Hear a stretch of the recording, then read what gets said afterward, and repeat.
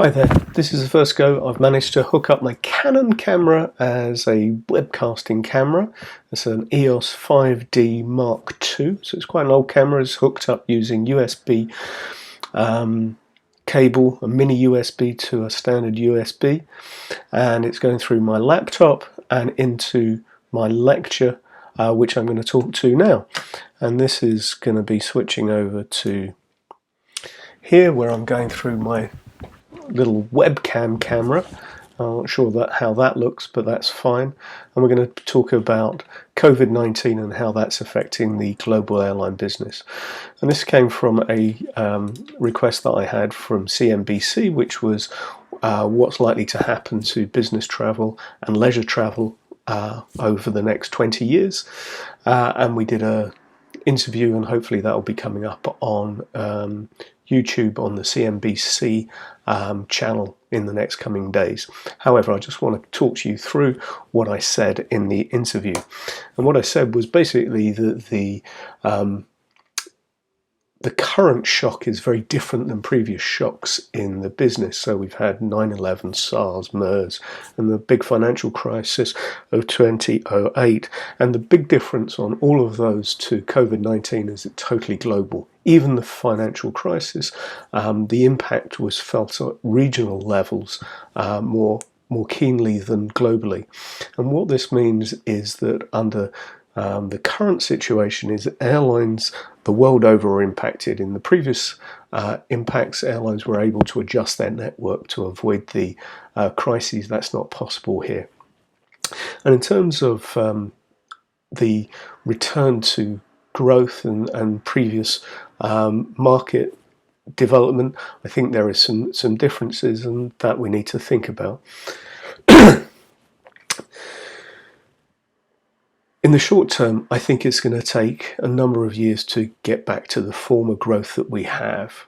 And our overall forecast is that by 2039, the market may only be growing to 7 billion passengers rather than the 8.2 that IATA previously indicated. That's based on an annual growth rate of about 4%, but in the analysis, we have taken away 5 years of leisure traffic growth. And the reason for that is the economy is going to take a big hit on leisure growth because people aren't wealthy. They are not going to be able to afford to travel. And so consequently, they're going to put off going on holiday. Leisure travel is greatly driven by low fares from low-cost carriers and by the increasing wealth within the marketplace. And because we don't have that growth in the wealth, we're not going to lead to new traffic. In the business travel market, the impact is rather different. I think the market will come back more quickly and with more confidence than in the leisure market. However, I think what has been different than in previous impacts is that the ability to do business face-to-face through internet technology and increasingly 5G, but the use of Zoom and Teams. Essentially, Zoom has killed business travel, is one way of looking at it, and I don't think it's unreasonable to think that 1 in 5 business travel trips will be substituted by alternative means of communication as a structural change in the business going forward. All of that added together means that our forecast is that it will come down to about 7 billion passengers rather than 8 by 2039.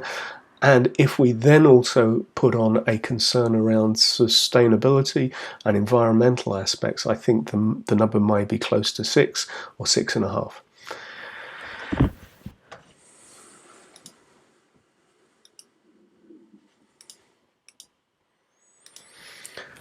So that's me. That's still trying to get used to the different cameras and the different setups, but I think I'll get used to it. I think the Canon camera looks really good, although the white balance looks awful. And I think I need to set that up before I turn the camera on. Conversely, I think the camera above the main screen is a little bit blue, and the contrast between the two is a bit difficult. Apart from that, I hope you've enjoyed it, and I hope to be able to continue to do lectures like this.